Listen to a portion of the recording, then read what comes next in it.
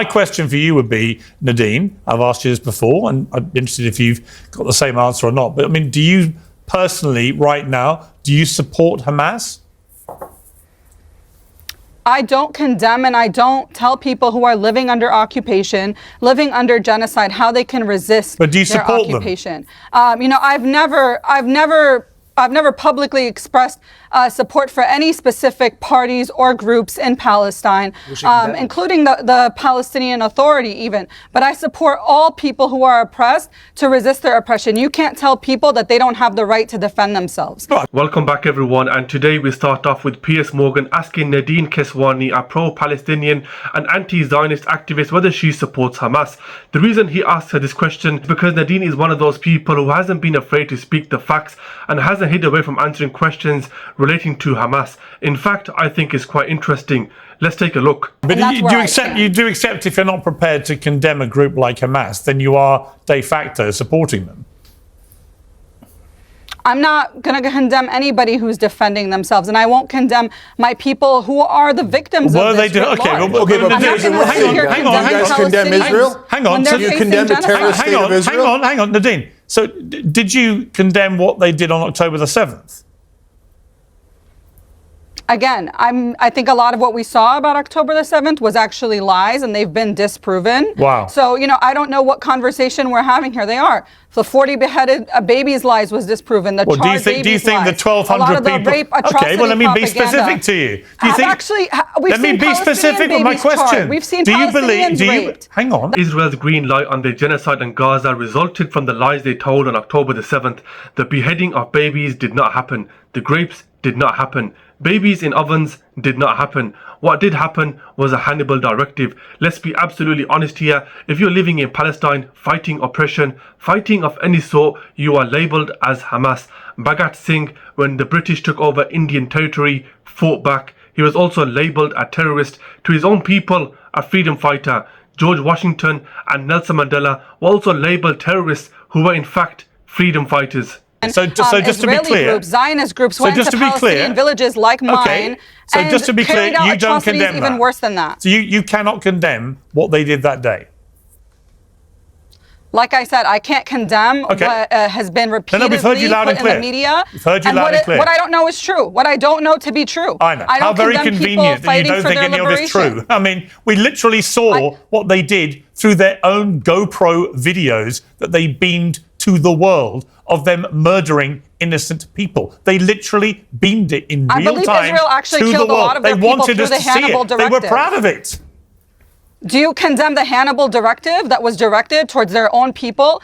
If Israel cared about their hostages so much, why do they continuously bomb Gaza while they're there? Right, Winston, I believe a lot of what we saw on October 7th actually came from the Israeli side. Okay, Winston, the Hannibal directive is a perfectly valid point. The Hannibal directive, I find it ironic that all we've spoken about over the last year is, do we condemn October the 7th and what is a proportionate response? And we've barely heard anything about the Hannibal directive. For anyone who doesn't know, it's a procedure held by the IDF to shoot their own people to prevent capture. There's transcript evidence which shows that the order was given on a number of locations on that day. I'm now conceding there was a Hannibal directive, which is that they would basically stop their own people from being kidnapped, and if it meant taking their lives in that eventuality, that would have to happen. Winston. Yeah, I mean, I don't know really what to respond to that. It's clear what happened on October 7th, and from what little research I've done into Nerdeen's work, she seems to have supported what happened to October. It's not that she's not even condemning. There's not just one day in the world, right? I mean, so you guys keep talking about October 7th. You would condemn what happened, right? Yeah, of course. But do you guys condemn the 58-year brutal occupation of the Israelis, butchering, slaughtering, oppressing the Palestinians? Do you condemn that they've killed 14,500 children, 4,350 children under the age of 5, 800 babies under the age of 1? They've incinerated them alive. So how can you now be honest and fair and say that Israel is clearly a terrorist state? I will be honest and fair. I think that Israel's right to self-defense has now gone too far. I think I've been saying this for months. I think they have killed too many innocent civilians. They keep saying that they have, proportionally, it's been better than any other modern urban warfare, to which I respond, actually, there is a massively disproportionate number of children, i.e. under 18s in Gaza. Half the population of 2 million is under 18. And therefore, the proportion of children who've been killed as a total of the casualties is like on a scale we haven't seen in modern times in any urban warfare. The wording is very important. Piers states the Hannibal directive is used to stop. Let's be clear here, the IDF procedure is to shoot and kill its own people. It's shocking how much this man splurted the beheading of 40 babies to win a debate, but is so reluctant to use the clear terminology given by the IDF.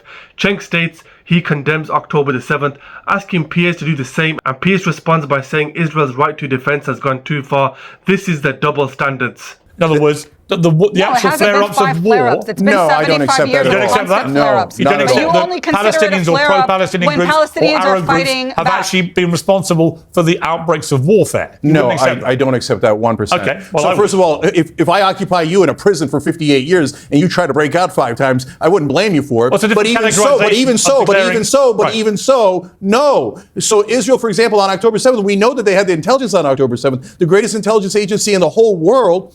And then, so why did they let it happen? Spectacular failure.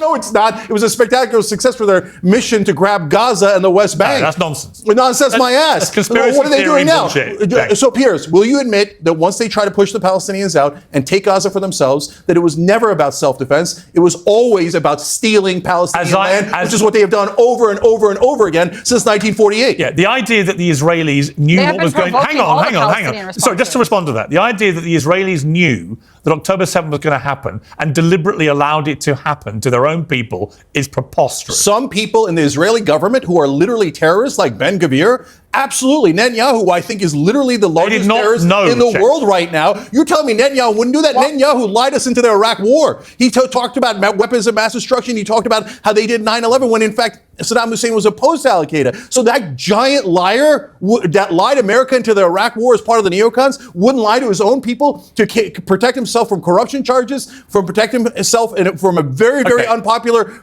leadership. Well, no, aside and from to the be fact able that to they have had an intelligence. Let me ask excuse to aside steal from more that fact. Palestinian land. That is exactly what Netanyahu has done. Let me ask. This is exactly why we need people like Cenk on the Piers Morgan. It's hard to dispute the facts when it comes from him. Winston, I don't even know what he's doing on the show. And putting him beside Cenk is just a big mistake. Anyway, guys, let me know your thoughts in the comment section below. Thanks for watching. Support me by liking and subscribing, and I'll see you in my next video.